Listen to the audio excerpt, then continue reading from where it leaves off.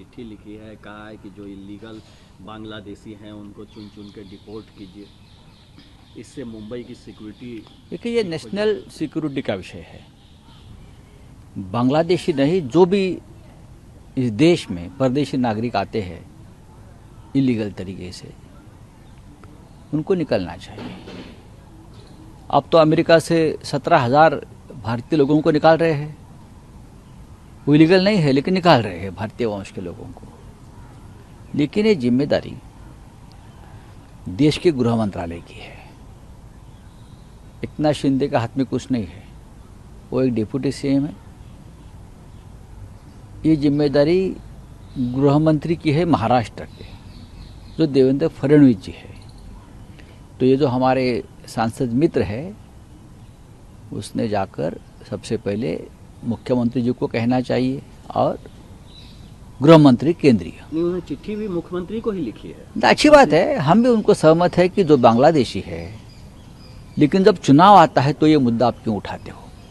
10 साल से तो आपकी सरकार है, 10 साल से अमित शाह जी की गृह मंत्रालय में चलती है या महाराष्ट्र में भी सरकार चल रही है। तो अगर ये एक मूवमेंट चलती है तो देश के लिए अच्छा है। और सैफ अली शुरू हो गया है, कह रहे हैं कि डॉक्टरों का कहना था सैफ अली खान के पीठ में 2.5 इंच अंदर तक चाकू घुसा है, संभवतः अंदर ही फंसा था। 6 घंटे ऑपरेशन चले, 16 जनवरी को एडमिट हुए, 21 जनवरी को टहलते हुए निकल रहे हैं। अभी क्या इस पर वो कमाल है, कह रहे हैं संजय निरुपम ट्वीट करके कह अब रहे हैं। ये मेडिकल चमत्कार है। तो मैं उनकी जो स्वास्थ्य है उनके लिए मैं शुभकामनाएं दूंगा। हमारे देश के अच्छे कलाकार है, मंसूर अली खान पतौड़ी के बेटे हैं, करीना कपूर के हस्बैंड है, तैमूर के पिताजी है। तो स्वस्थ रहे।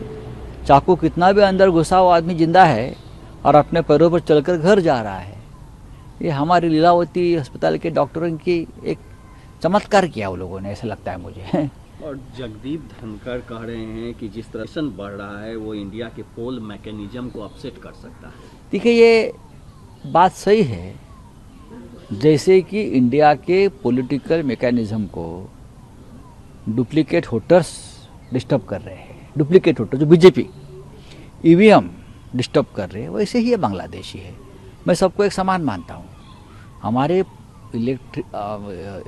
इलेक्शन मैकेनिज्म को डिस्टर्ब करने वाले बहुत से घटक हैं।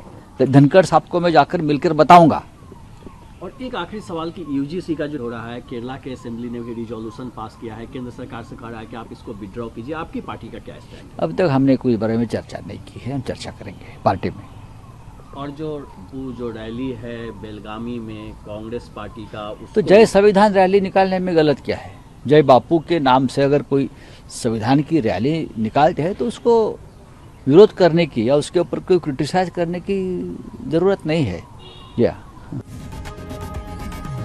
लोकशाही मराठी ऐका, पहा, जागरूक रहा।